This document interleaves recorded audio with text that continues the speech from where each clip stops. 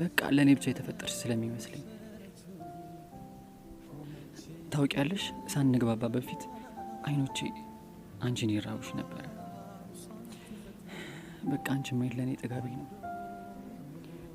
ከትምህርት ቤት በሆነ ምክንያት ስትቀሪ የማረገው ነገር ይጠፋኛል። እኔም እኮ እንዳየውን ይወደድኩ ግን ምን ግን በቃ ፈራው።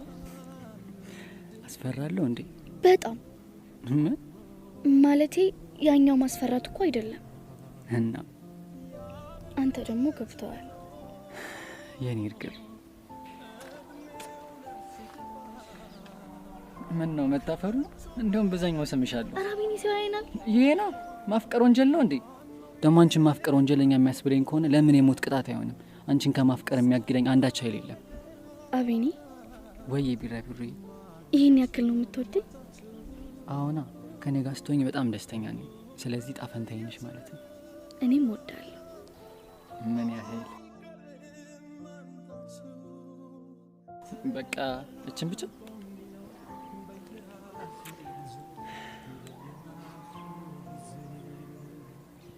ምን ነው ቸኮሌቴን አልወደድሽውም እንዴ?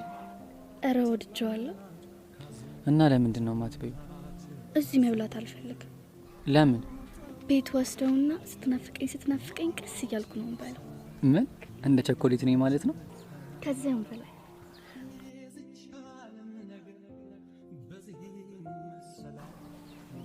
ምን ነው ንቅሳቴ?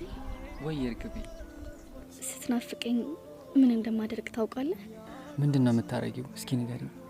አንተን እያሰብኩ ቆንጆ ሙዚቃ ሰማለሁ፣ እዘፍናለሁ። ከዛም አንተን ያገኘው ይመስለኛል። እና አሁን አዘፍኝልኝ? አሁንማ አውረኸኝ እኮ ነህ። ቢሆንም እኔ ድምጽሽን መስማት እንደምወድ ታውቂያለሽ። እሱማ አውቃለሁ። ስለዚህ ትዘፍኝልኛለሽ። ተው አቤኒ።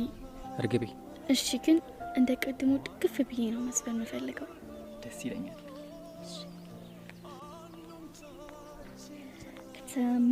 ከተመኘሁትን ከጠበቅኩት በላይ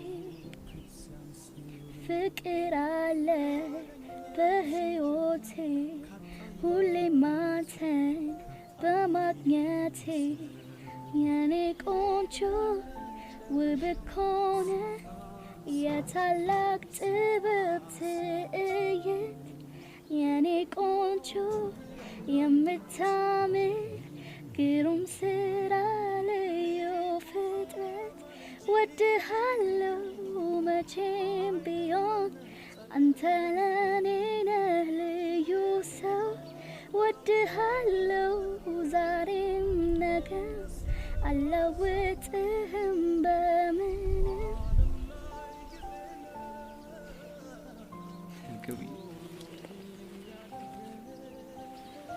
በጣም ነው የማመሰግነው። እሺ እኔ እርግብ።